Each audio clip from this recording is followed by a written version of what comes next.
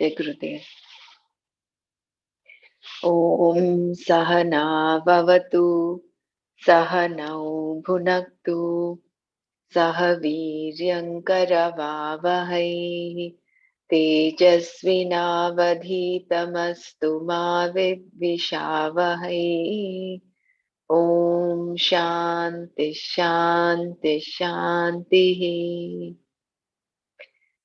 Narayanam Namaskritya Naram Chaiva Narottamam Devim Saraswatim Chaiva Tato Jayamudirayet.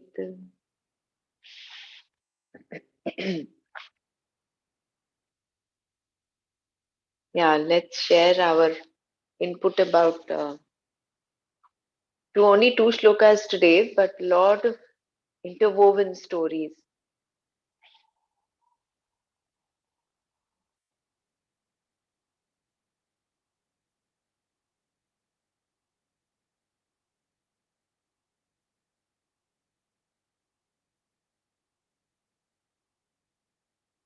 So Ayudhana Maham Vajram. He started with Uchchaishrava Shwanam Vidhit Mam Amrutodbhavam Airavatam Gajendranam Naranam cha Naradhipam. So all those stories about the Mandara Parvata and how Uchchaishravas and Ayudhana Maham Vajram Dhenu Nam Asmi Kamadaka Prajanas Chasmi Kandarpaha Sarpanam Asmi Vasukihi. Could you please repeat the story of that Vajra?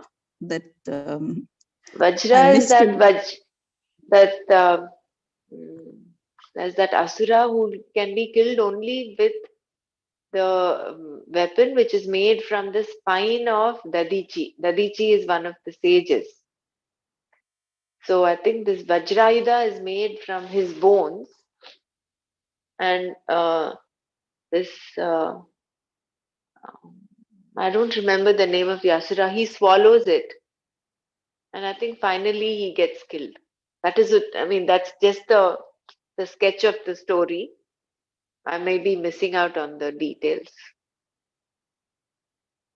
because he has a boon. He has a boon that he is not going to be killed with any ayudha. So, since it is a spine, it is not ayudha as such, right? That's why his spine is being used. Human body is being used.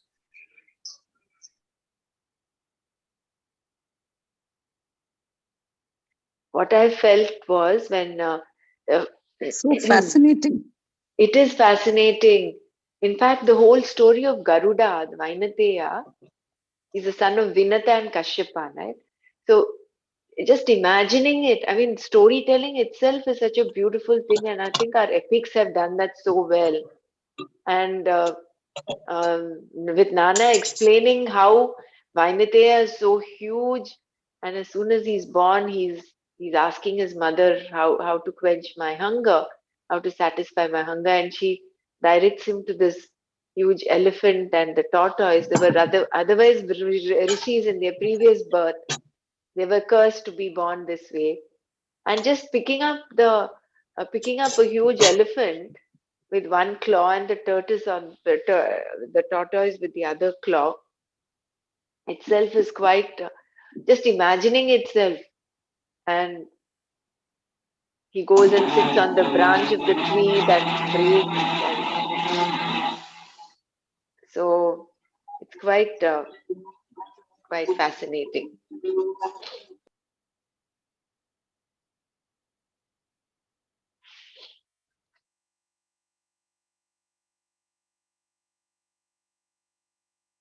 And then he goes to the Himalayas. It's there.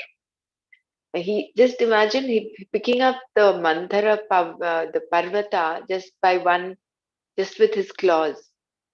I mean, even to imagine such a thing, just imagine Bhagwan Vyasa when he wrote the Mahabharata, how imaginative he must have been.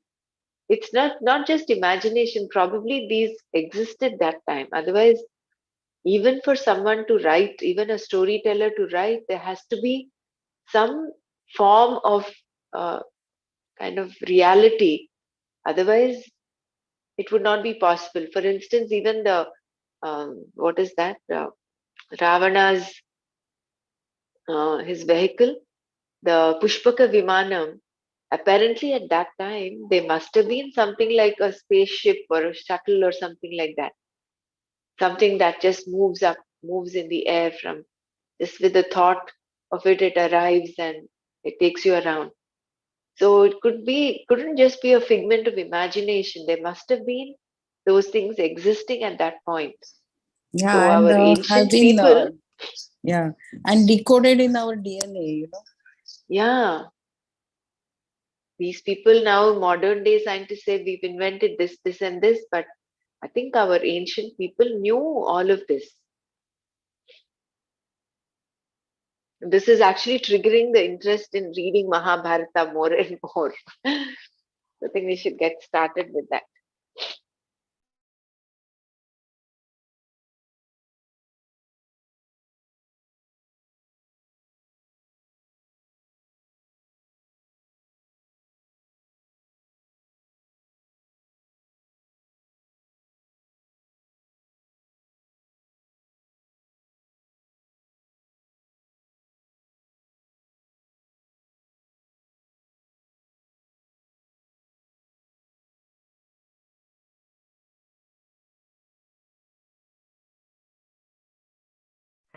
Hariom, I just missed that rishis, those two who were born as elephant and tortoise, were they doing penance during that when Garuda picked them up?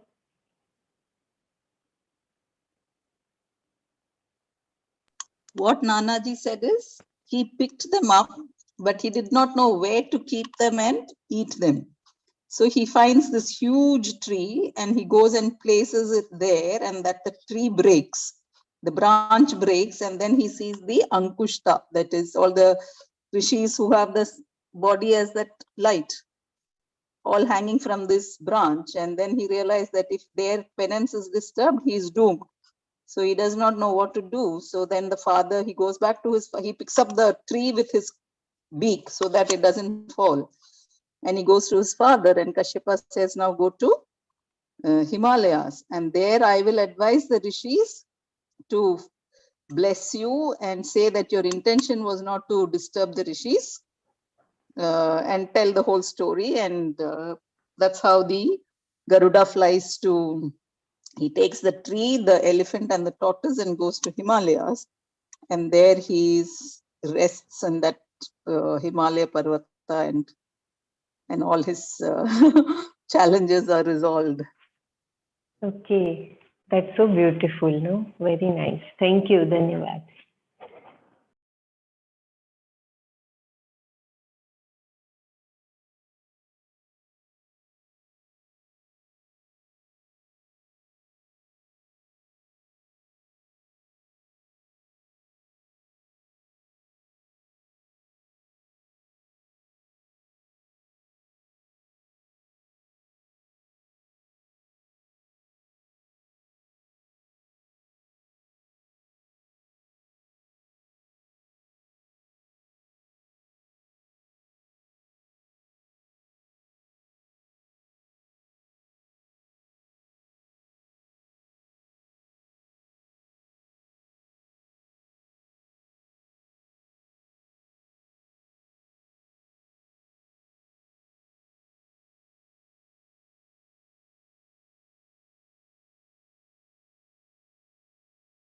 Oh, are you able to see the screen?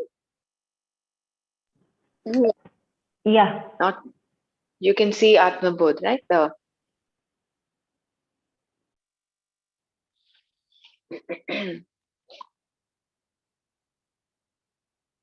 संसारस्वप्नतुल्यो हि रागद्वेषादिसङ्कुलः स्वकाले सत्यवद्भाति प्रबोधे सत्यसद्भवेत्. Samsara, the world, Swapnatulyah, like a dream, he, verily, Ragadveshadi Sankulaha, full of attachments, aversions, and so on. Swakale, in its duration, Satyavat Bhati, appears to be real. Prabodhe Sati, when awake, Asat Bhavet. The world, which is full of attachments, aversions, and so on, is like a dream. It appears to be real as long as the dream continues, but becomes unreal when one wakes up, when true wisdom dawns.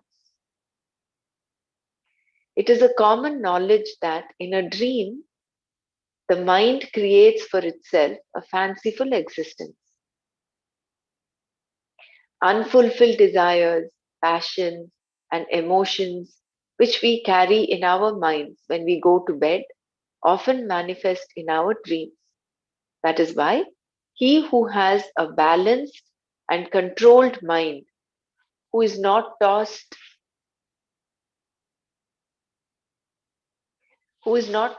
by anger, pride, and petty jealousies, likes and dislikes, does not wander away into wild dreams created by his feeble mind.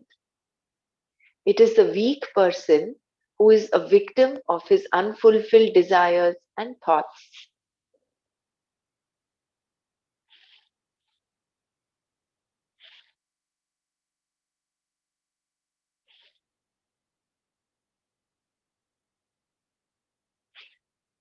Are you all able to see the screen?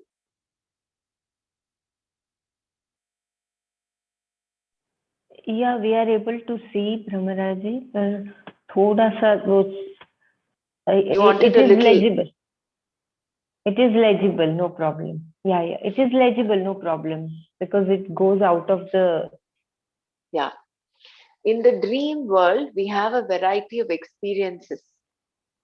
For a more detailed and exhaustive treatment of this dream analogy, read Swamiji's discourses on Mandukya Upanishad with Karika. So, in the dream world, we have a variety of experiences. In the waking state, also experiences exist. But we are not prepared to accept the waking state as a prolonged dream. The reason is the firm grip of avidya, which prevents us from accepting the real. We have not fully qualified ourselves to understand and realize the ephemeral nature of the existence of the objects around us and of our own exact relationship with our body, mind, and intellect.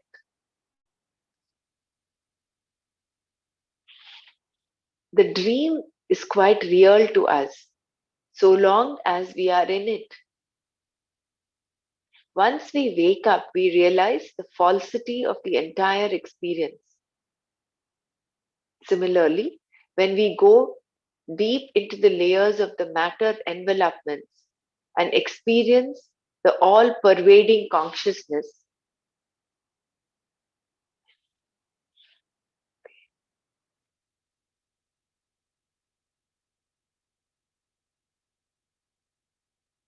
the pluralistic existence rolls off. We are awakened to that supreme self, and thereafter, the self alone is experienced as real. Therefore, wake up from the unreal existence by tearing asunder the ignorance, avidya, that is covering the real knowledge, and realize the blissful nature of your own self.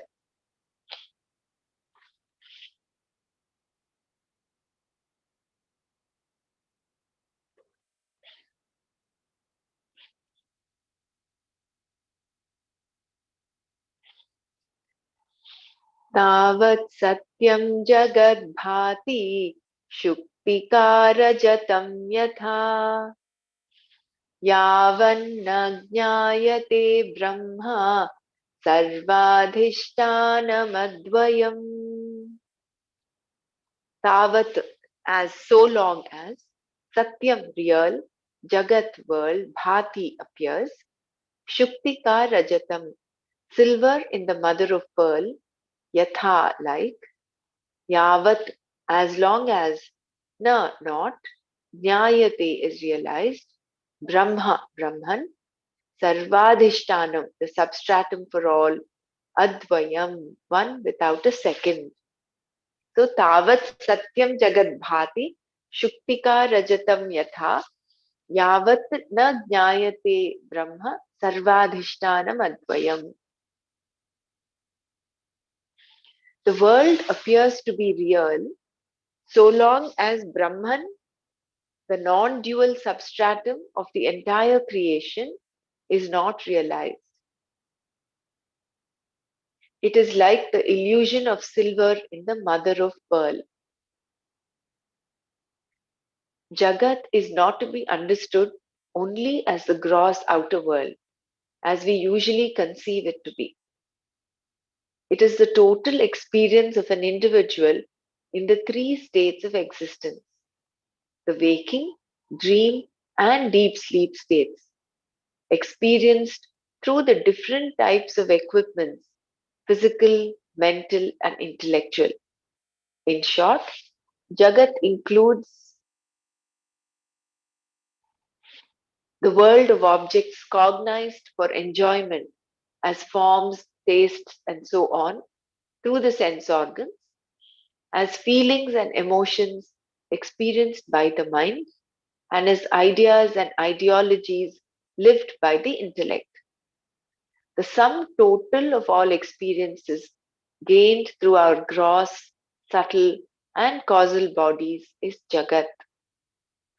As long as one has not entered into the divine state of God consciousness through the realization of the one absolute truth, which is the substratum for all, Sarvadhishtana, and which pervades all manifestations, so long does the Jagat appear to be very true and fully real. As long as we are in the dream state, we cannot believe that the dream we are experiencing is unreal. But when we get up from the dream, we do not mourn for what we might have gained therein. Also, just as on waking up, all the variety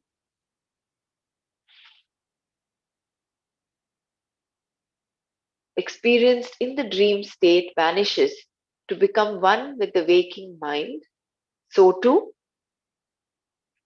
on our spiritual awakening, all the plurality of this multiple world and all our different experiences will merge into that one supreme essence, the substratum for everything.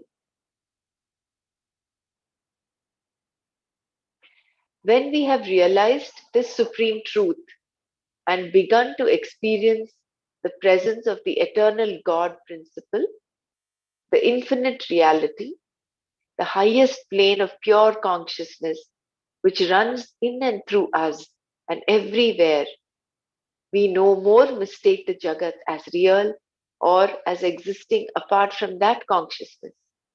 Just as we no more make mistake the mother of pearl to be a silver piece once we have recognized its worthless calcium content.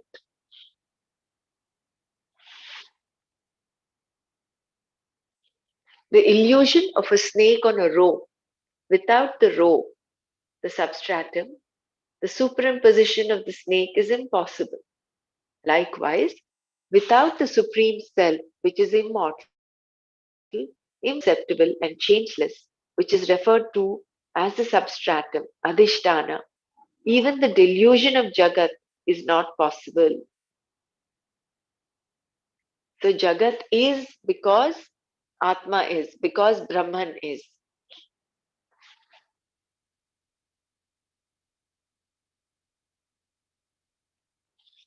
उपादाने खिलाधारे जगन्ति परमेश्वरे सर्गस्थितिलयान् यान्ति बुद्बुदानीव वारिणि.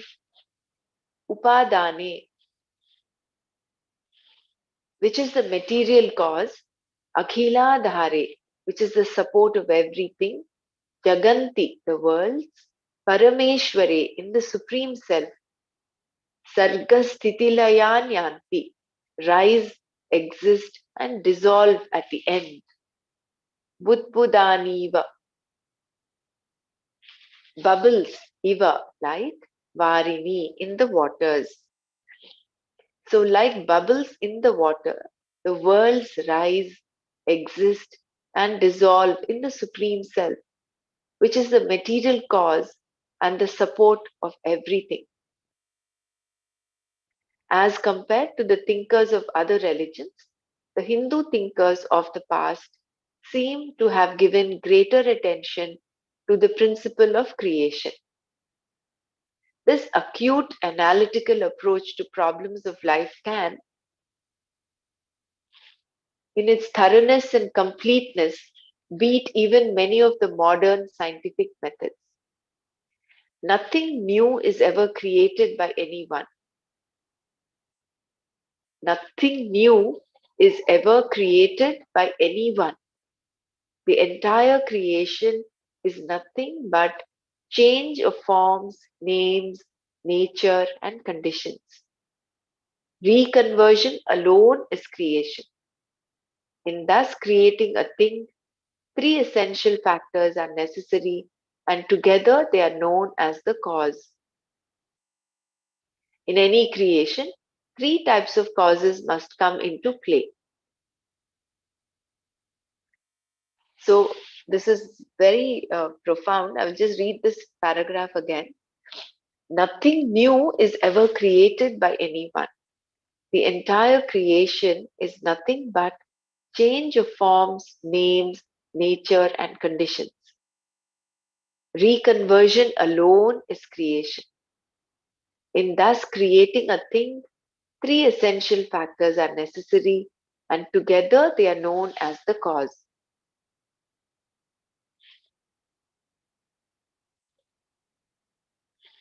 So, in creation, there are three causes, that is, the material cause, the efficient cause, and the instrumental cause.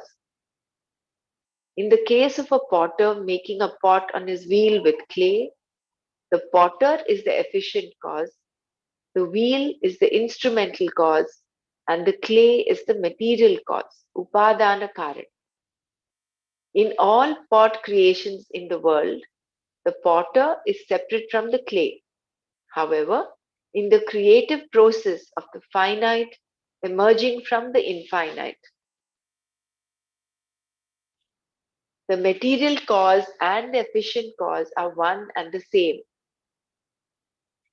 Just as bubbles in the water are but water rising in water, existing in water, and when they burst, merging back to become water, so too is the plurality cognized by the body, mind, and intellect, all a play of names and forms upon the infinite consciousness, the eternal divine substratum.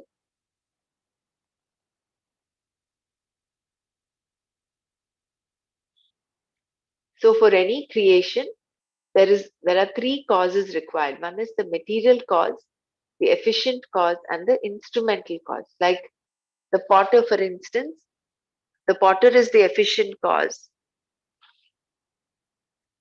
The wheel is the instrumental cause, and the clay is the material cause. So, potter is therefore different from the material cause. The efficient cause is different from the material cause. But when it comes to the creation of world, the infinite world from the infinite, the efficient cause is the same as the material cause.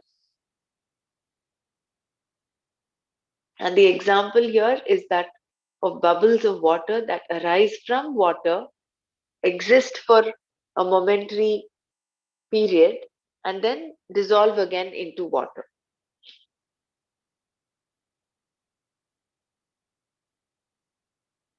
So as long as the bubble exists, Jai Gurudev, what about the yeah. instrumental cause?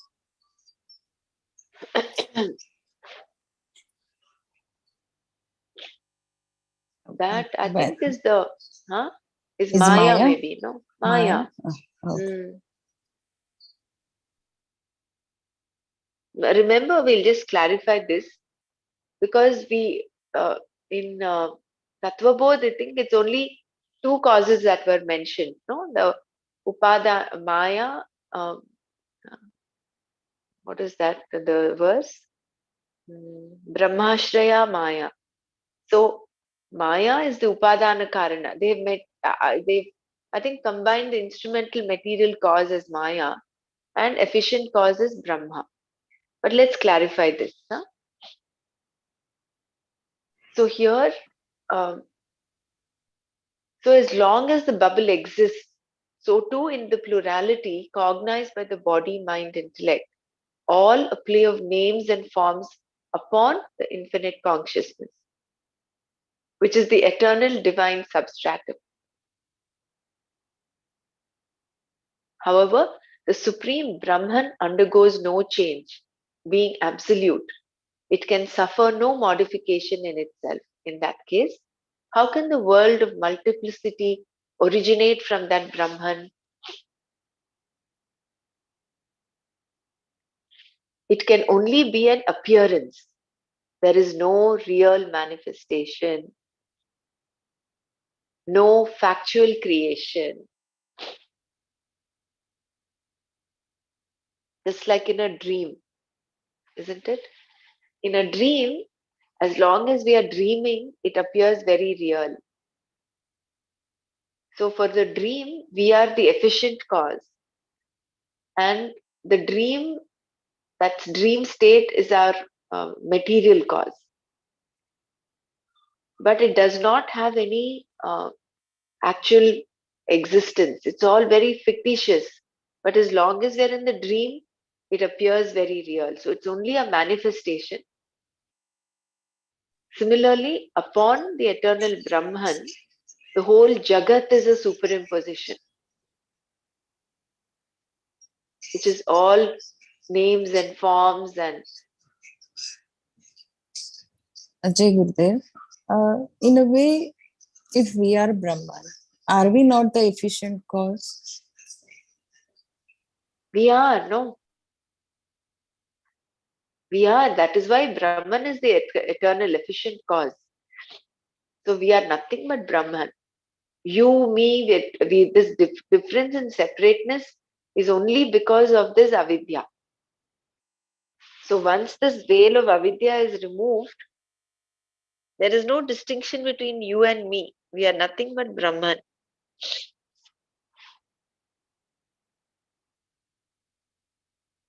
That is why some time back I had this doubt: how can finite appear from infinite? So it is not.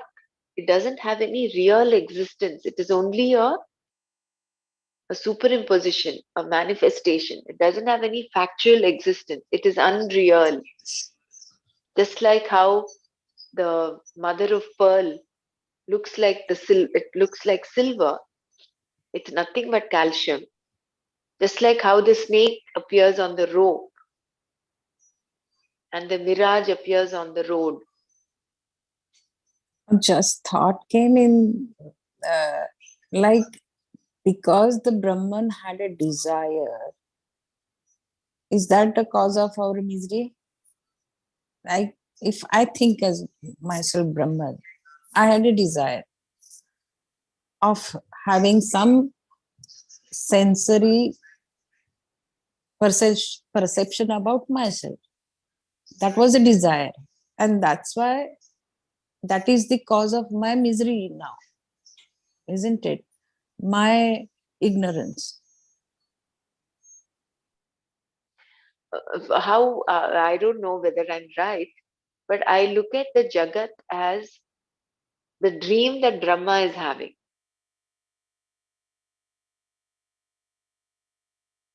Like how we are having our own dreams in the night. But isn't that the same thing? Brahman is having a, I'm having a dream. How it is different? This Maya is a dream. And if I think I'm a Brahman, then I'm in that dream. Even I'm dreaming that. True. So you are creating your own world Just as I am creating my own world, you're creating your own world. So that is why the minute we depart from this world, our world vanishes, because people who are around, they have their own world. This is how I take it. Yeah, it is right, actually. Everybody is creating their own universe. And as long as we have not realized that we are that one supreme, as long as the separateness exists, we think of ourselves as jiva, then we will continue in this samsara, no? We'll continue to be recreated time and again, birth after birth.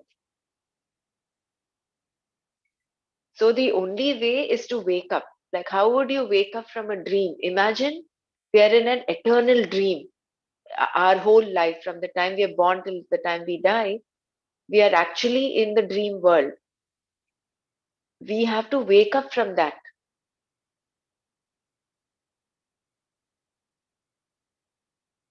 As long as we are in slumber, then we'll continue to dream and we'll continue again. We'll get into another dream, into another womb, and this will continue, this cycle.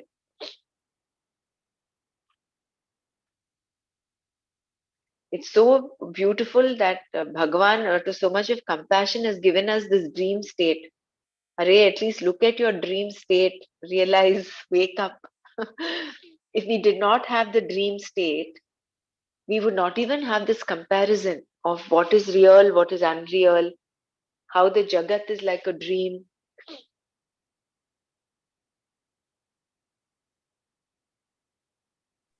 Hari Om, it is so clearly mentioned, nothing new is ever created by anyone. It is only so it is so much scientific law of thermodynamics. I mean, it is it remains energy constant. is neither created nor destroyed. Yes. It is only and transformed. even the causes, even the three types of causes are also so well according to the law of thermodynamics. It's so beautiful. It is that, we are so stuck up in the world of names and forms. There's so many concepts. That is why they said we have to break our concepts. Unlearning and relearning is what is required. If the concepts have become so ingrained that avidya has become so strong and thick. That thick veil of avidya makes us believe that the world is real, the world of objects is real. Yeah, one of the talks where this Vidyadarji, Rishi Vidyadarji had been saying that the karmas are kind of energy, and the only way to convert these karmas into the positive energy is through breath only. So Sudarshan Kriya, Pranayama are very, very important. So you can convert this karma, bad karma, into good karma through breath and Sudarshan Kriya.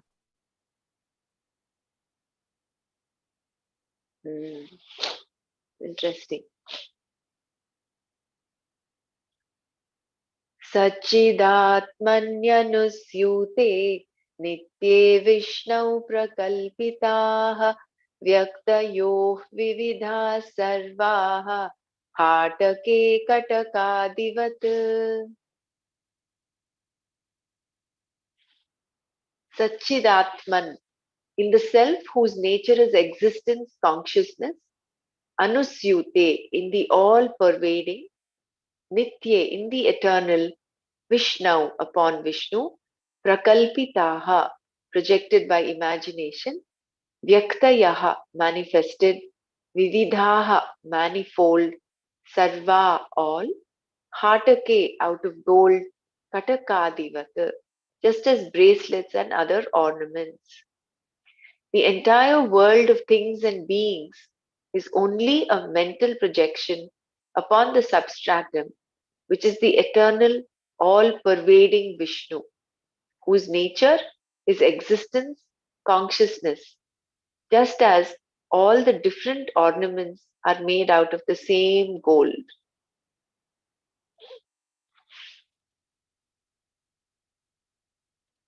As ordinary gross mind can never lift itself to grasp easily the subtle truths of the highest Vedanta, an ordinary gross mind.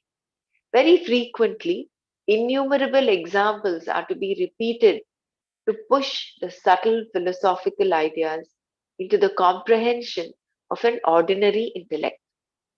When they are quite apt, when they are quite apt, the students become pleasantly aghast at the revelation, and the truth becomes more and more clear to them. In any creation, there must be, as we have already noted, three fundamental and separate causes. A, the material cause or the raw material, the instrumental cause, the equipment with which the object is created, and C, the efficient cause, the intelligence that creates or works at the material with the instruments. In all creations, the three causes exist separately, and the material cause transforms itself into the created new thing. Like example is the potter. From the potter, from the clay, pot is made. But in the case of creation of the world, the objects created are not different from the creator. The material cause, the one supreme Paramatman himself, manifests as different objects, for in the infinitude of his existence, there cannot be a second infinite. The waves in the ocean cannot claim a separate existence apart from the waters of the ocean. Likewise, this outer world and our own world of experiences in the physical, mental, and intellectual spheres rise from, exist in, and merge back into that one supreme awareness which glows in everybody. And like the bubbles that form and burst upon the surface of the water, different experiences in different hearts rise and fall before that one consciousness. Here, Vishnu is not to be understood as the four-armed divine deity of the Trinity, as the Puranas often describe.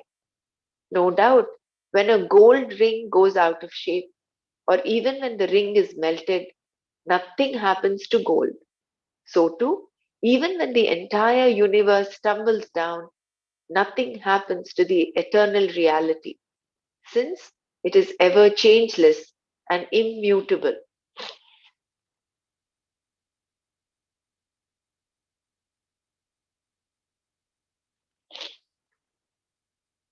The whole of Atma Bodh is like hitting this uh, this truth and giving so many examples and similes.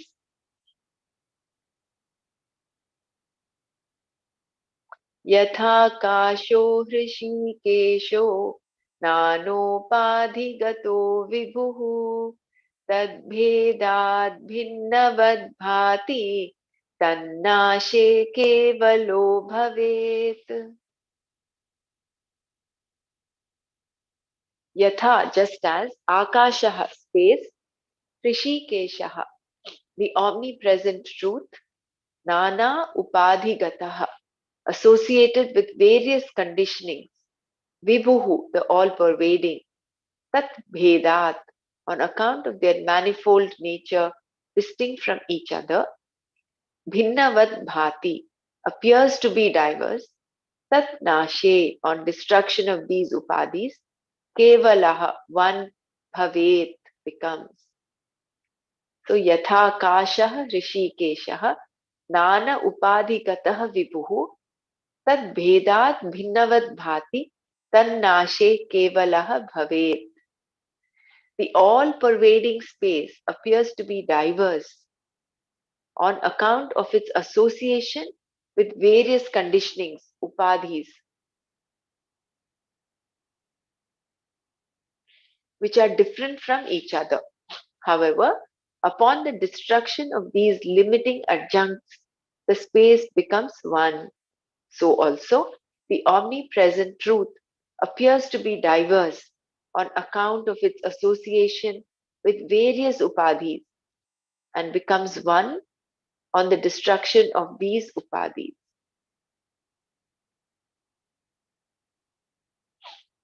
Behind all the apparent multiplicity of existence and the manifold nature of our experience, the one and the only changeless substratum persists in all its splendor. This alone is known as the Brahman, the Paramatman, the Satchit Ananda, and so on. This supreme being alone is the dynamic truth, and no differentiation is possible in this state of absolute reality. Then, how do we come to feel the plurality in the outer world of innumerable objects which we experience now as so real? If the spirit that pulsates through all the objects in and around us is one without a second, why is this conflict being created by the perception of plurality? Why is this conflict being created, by the perception of plurality in us? We discover the necessary courage to inquire in this fashion because we are not prepared to accept all statements pertaining to truth merely because they had been declared by the ancient and the learned. Both our head and heart must assimilate any new idea before it can really become our own. Then alone can these philosophical ideas readily reach our heart to guide us in our day to day life and its transactions.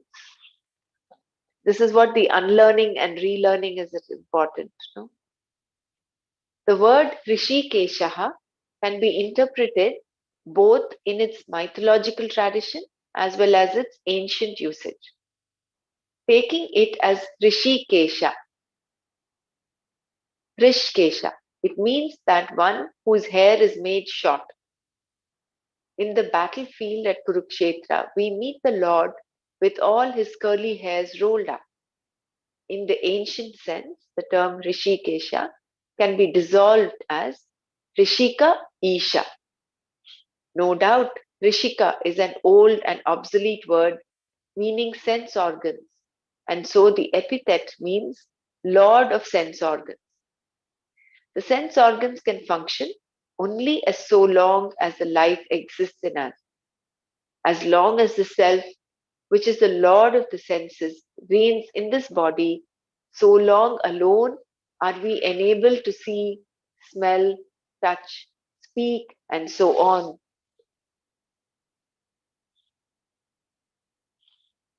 It is the one and only spark of life that pervades everything. Without this enlivening spirit, nothing will operate in this body or exist in the world outside.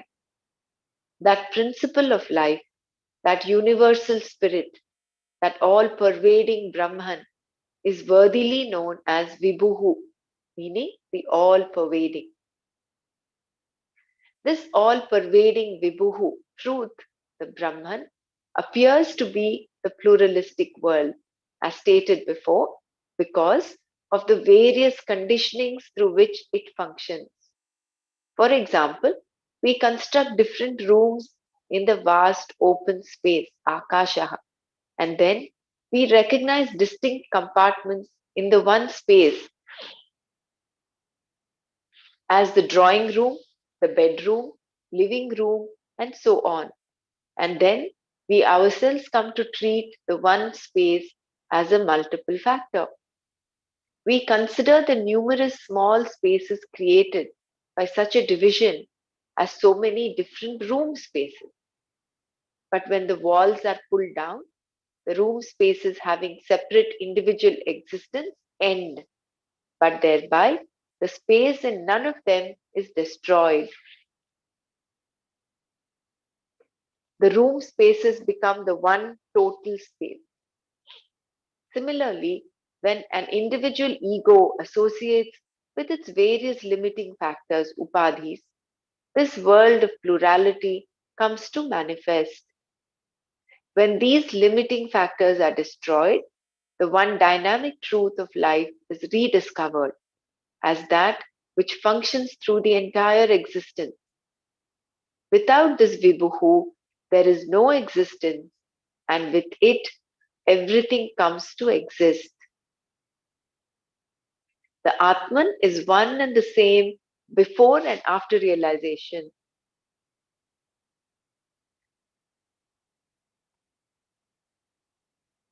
But when it groans under certain imaginary limitations, all due to the wrong estimations of the distorting mind, we superimpose certain upadhis upon Atman, and when these false limitations are removed, it is realized and rediscovered as the one self, ever dwelling everywhere.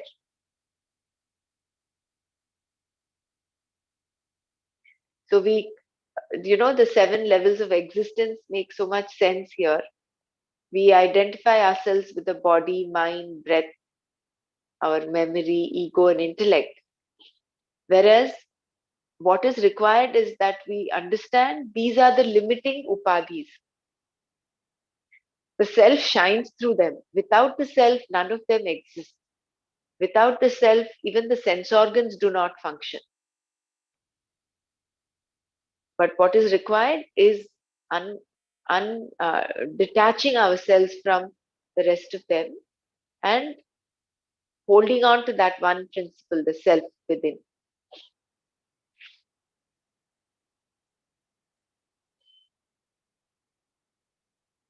नानोपाधिवशादेव जातिनामाश्रमादयः आत्मन्यारोपितस्तो ये रसवर्णादिभेदवत्.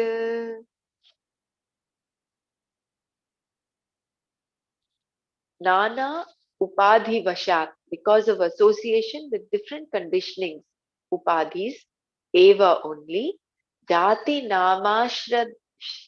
namashramadayah, caste, color, position, and so on, atmani, upon the Atman, aropitaha, are superimposed, toye, on water, rasavarnadi bhedavat, differences such as flavor, color, and so on. Because of its association with different conditionings, upadhis, the idea of caste, color, position, and so on are superimposed upon the Atman, just as flavor, color, and so on are superimposed on water. I'm reminded of the chapter 4 Gita shloka, where Bhagwan says, Chaturvarnyam maya srishtam gunakarma vibhagashah tasya kartaram api man vidhi akartaram avyayam. So it is as though he has created these differences, caste, color, and different, positions, but he has not. So this shloka so well gels with that, the truth which Bhagwan gives us there.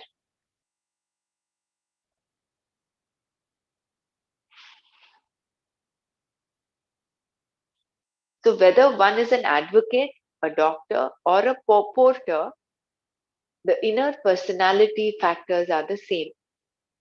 The education gained, the apprenticeship undergone, and the profession pursued are the only differences. They are all of one community, the community of man. But in their outer description and address, each differs from all others. Similarly, life is the same everywhere, but the expression of life manifesting through each one of them differs from all others. Whatever be the physical shape and form, name or caste, emotional beauty or intellectual grasp exhibited, the Atman is the same everywhere in all creatures. There is no difference such as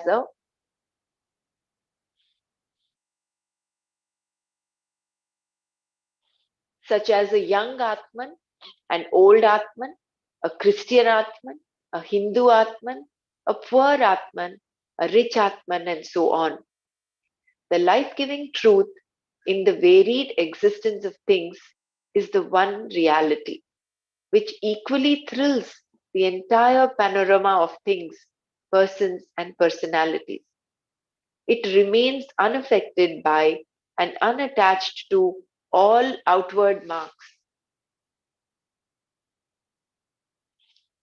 always a dispassionate observer of the endless drama of life.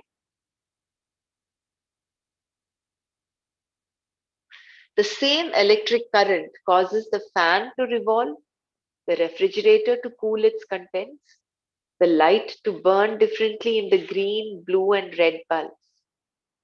Because of the difference in the manifestations of the energy as it passes through the different equipments, ignorant people call them by different names. Yet, the electricity wire man understands them all as depending upon the one energy. Water itself is colorless, although a given sample of it may be white, another yellow, and yet another sample red, each depending upon the nature of the extraneous matter it contains. In the same way, according to the type of vasanas in each individual, there seems to be a difference between individuals. If we remove the contamination caused by the limitations, upadhis, understand and experience the one inner spirit which runs through all the individuals, we would realize that the difference we have been perceiving is merely a superimposition on that one glorious reality, without whose illumination life would be dark and impossible, a non existent non entity.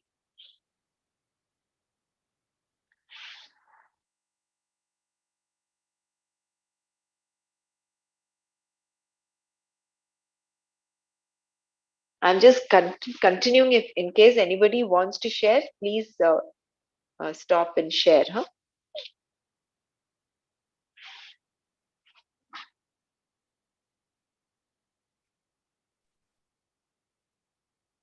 पञ्चीकृतमहाभूतम् पञ्चीकृतमहाभूत सम्भवं कर्म संगितं शरीरं सुखदुःखानां भोगायतनमुच्यते. Jai Gurudev Ji, we'll continue this till 11 Indian Standard Time. Come again? I said we'll finish it by 11 Indian time. What time is it now there in India? 10:55. 10:55, no? Yeah. Actually, we've been, yeah, I think we'll stop after 5 minutes. Okay, thank you. Okay, 5. I was thinking we'll do up to 15 shlokas today, but if everyone is okay with it, we'll do up to 15. Otherwise, we will stop after 5 minutes.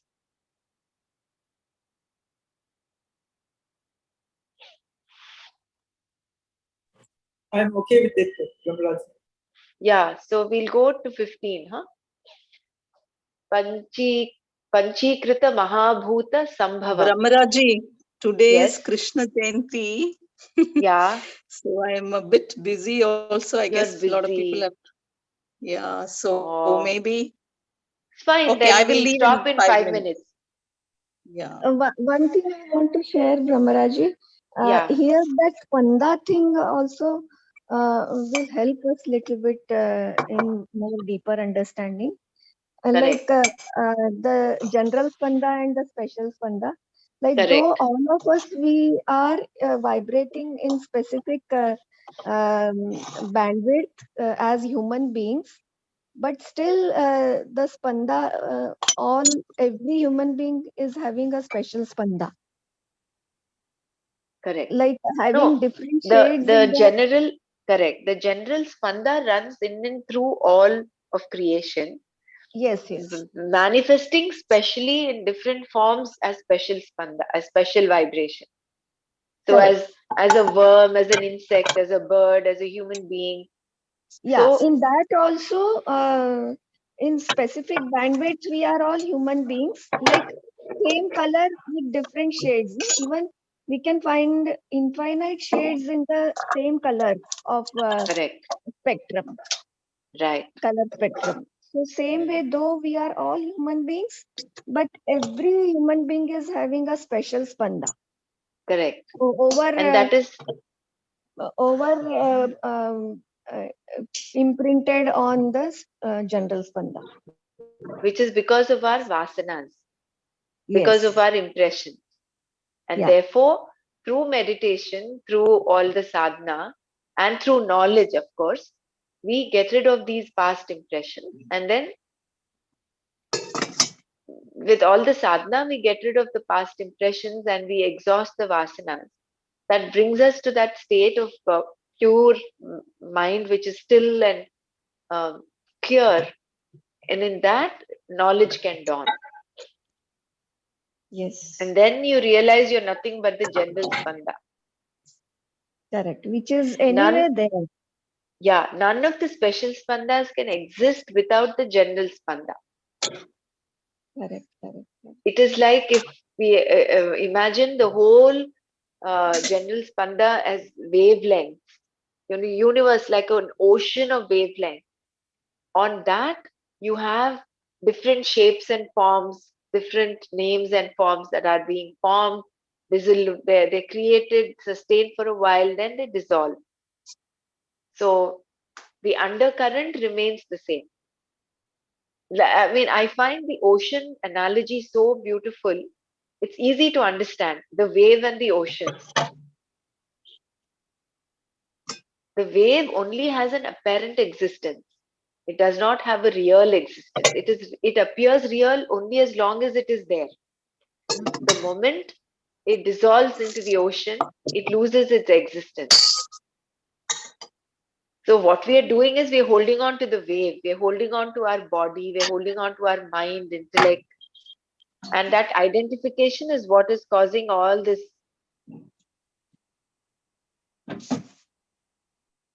drama of the Jagat for us. And the bondage, basically, drama Jagat is good as long as you know that it is where it comes from. You will then Jagat becomes a play for you. It doesn't become a cause for misery. Rather, you will enjoy it. You will really revel in it.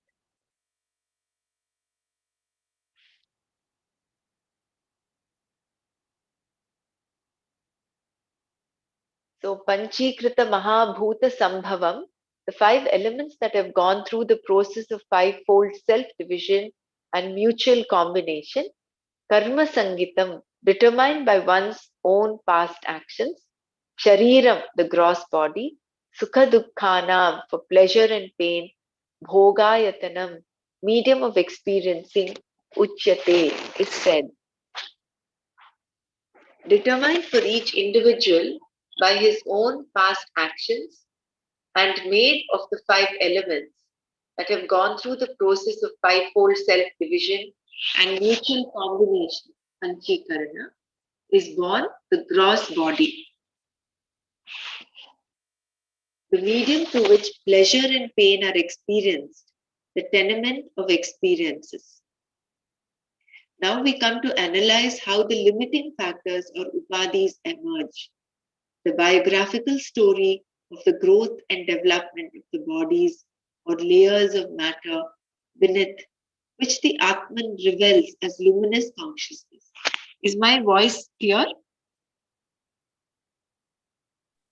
Yeah, Brahmaraj, thoda shaky hota hai, but it is okay. Huh? Sometimes, but it is okay. We are able to read the text. Ah, okay, because I just removed my earpod. Okay.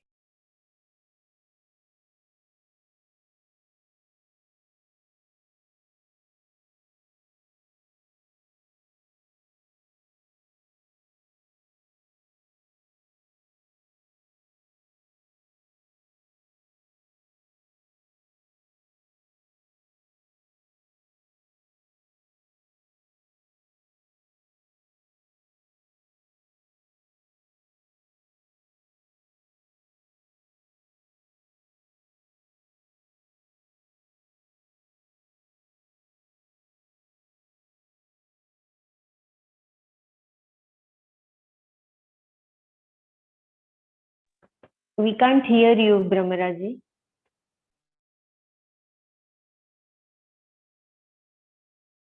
Not muted. So you tell me, it's already 11, I think, India time. Do you want me to continue or should we stop here? We will stop. I'd like to leave. Jai Yeah, I Gurudev. know. So let's stop here Jai for today Gurudev. because most people, I think, want to continue tomorrow. We'll do it tomorrow. So in fact, in that other Atma Bodh that one of the disciples of Swami Chinmayananda has made, he has nicely categorized it. Were different shlokas under different headings.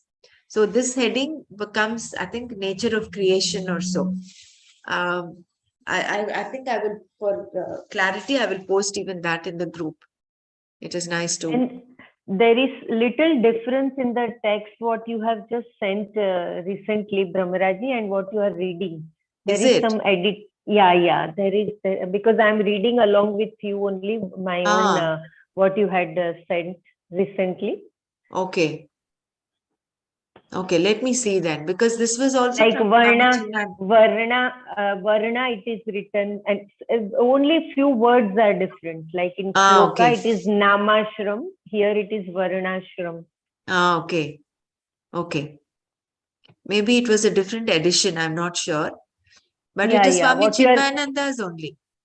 Yeah. It may be recent updated version what you are reading. Could be. Yeah. Loka samasta sukhino bhavantu. Om Shanti Shanti Shanti. Sarvam Shri Krishna Arpanamastu.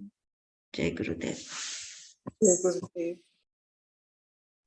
Dhanyavad. Jai Gurudev. Jai Gurudev.